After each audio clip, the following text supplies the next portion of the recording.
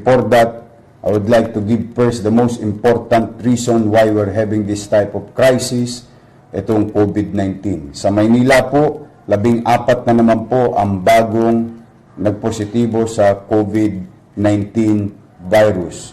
Ang total na po natin ay 305 na mga tagalungsod ng Maynila na mayroong COVID-19. At nadagdagan na naman po tayo ng 30 PUIs. Patuloy na paglobo at paglaki ng mga positive sa COVID-19 at mga posibleng nahawa. Ang total po sa lungsod ng Manila ay 473. Mga kababayan, kung inyo pong titingnan ang national list ng ating DOH, no? Napakalaking porsyento po noon ay nanggagaling sa lungsod ng Maynila. Kaya po mga kababayan, kanina nga po nag-ikot ako sa Tondo dahil isa ito sa pinakamalaking tinamaan ng positibo na COVID-19 virus carrier at katulad din sa Sampaloc, mga kababayan. Kaya hindi po ako magsasawang magpaalala sa inyo na talaga naman kailangan natin magkaisa. Alam ko po, pagod na po kayo. Alam ko po, naiinit na po kayo. Lalo po ngayon, summer, Abril, lalong iinit ang panahon. Konting tiis na lamang po. Huwag natin ikipit balikat itong ating sitwasyon na krisis na kinakaharap ng ating lungsod, ng ating bansa at ng ating mundo. Nasa inyo pong mga screen, mga kababayan, ang listahan ng mga lugar kung saan may positibo. At aking panawagan ay patuloy kayong mag-ingat. Iwasan po natin yung mga hindi naman mahalagang bagay na gagawin sa labas ng kalsada. Kaya po mga kababayan, ayan po ang ating update sa COVID-19. At nais ko pong ibahagi na yung kaninang binuksan natin na tulong din natin para magkaroon pa ng espasyo at patuloy na mai-contain yung mga PUIs. Binuksan natin kaninang umaga, yung Delpan Evacuation Center na naging ngayon ay COVID-19 handling area. Yan po ay diyan natin ibabahay at para mailayo sa komunidad at kanilang mga mahal sa buhay nang hindi na sila makahawa until lumabas ang kanilang mga resulta sa laboratory test. Katuling din natin dyan ang DOH at sa mga testings, ang PGH at siyempre yung kaninang itinatag ni Pangulong Duterte sa lungsod ng Maynila. Nandito po sa Ninoy Aquino. Meron po tayo humigit kumulang 100 bed capacity for COVID-19 patient or COVID-19 positive patient. Ayan po ay bubuksan na sa Lunes. Kaloob sa atin ng Armed Forces of the Philippines, BCDA, DPWH, ni Executive Secretary Medialdea at ni Pangulong Duterte. Marami pong itinayo ang ating national government sa Metro Manila at mapalad tayo dito sa Maynila. Meron pong naitatag sa atin ng Pangulo ng Bansa. At mabalik tayo sa Delpan, PUI handling area. May 5 na po tayong PUI na nakabahay doon ngayong araw na ito. Sila po ay pipilitin natin arugain, alagaan, mga kababayan, habang sila ay naghihintay ng resulta ng kanilang official testing. So, ngayon po mga kababayan, kung kahapon naka 45,000 tayong food box para sa 45,000 na food for the family sa lungsod ng Maynila, ngayon po ay naka 4,049 lamang po tayo sapagkat yan lamang po ang dumating sa ating lungsod ngayong araw na ito. Katulad ng kompromiso ko sa inyo, basta may dumating, maliit, malaki, i-deliver agad namin hanggat maaari dahil alam ko naman marami na sa atin ay nagugutom na talaga. at hirap na rin makabili ng mga pangunahing bilihin. Pero sa maliit na kaparaanan namin sa ating lungsod, magsisikap po tayo para naman kahit paano meron tayong mapagharimunan. So muli, ako naman ay taus-puso nagpapasalamat kay Congressman Ronnie Ong, ang probinsyano party list. Siya po ay nagbigay ng mga gulay, fresh from Benguet.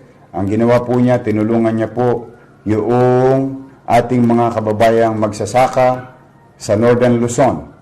At binili nila at i-donate sa atin.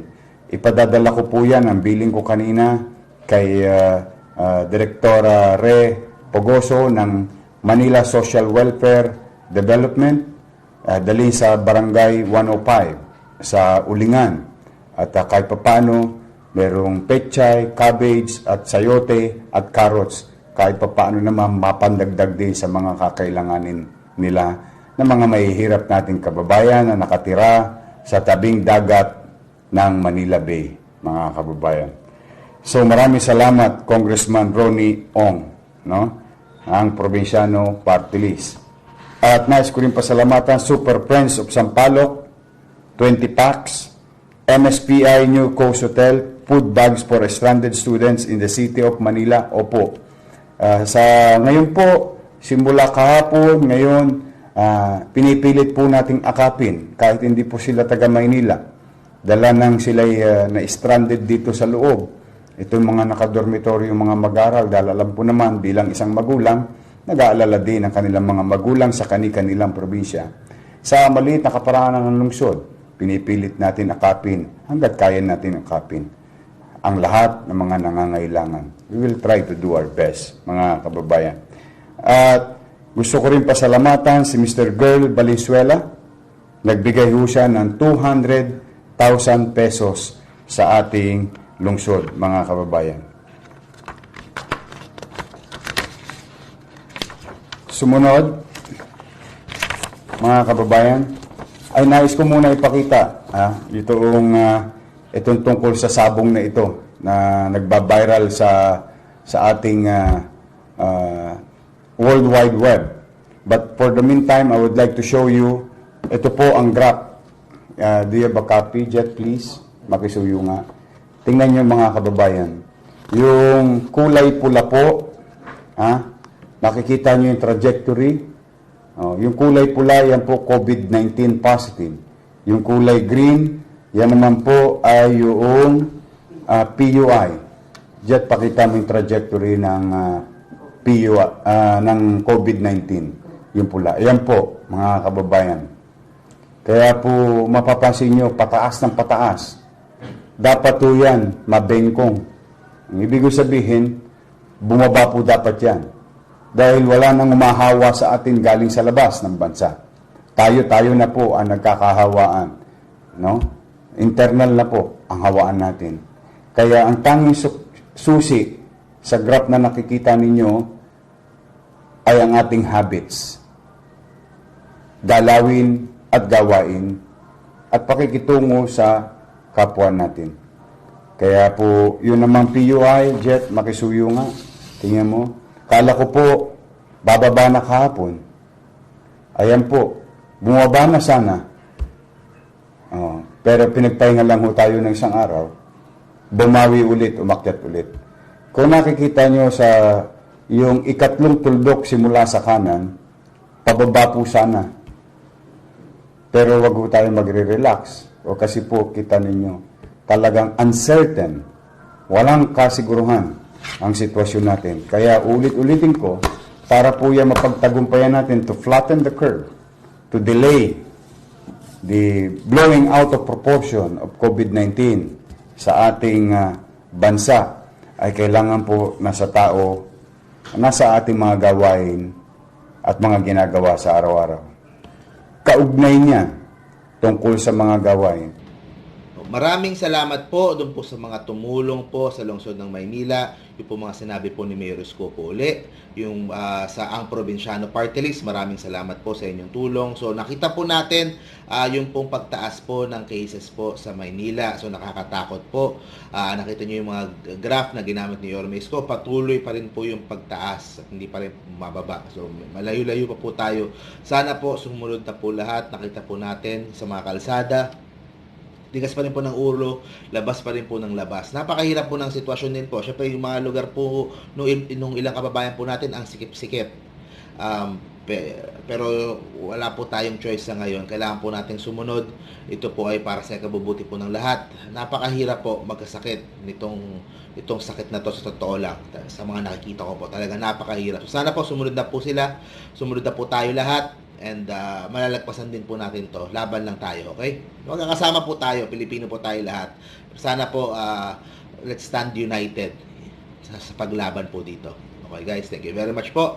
See you po sa next video po natin, Pilipinas. God first. Bye-bye guys.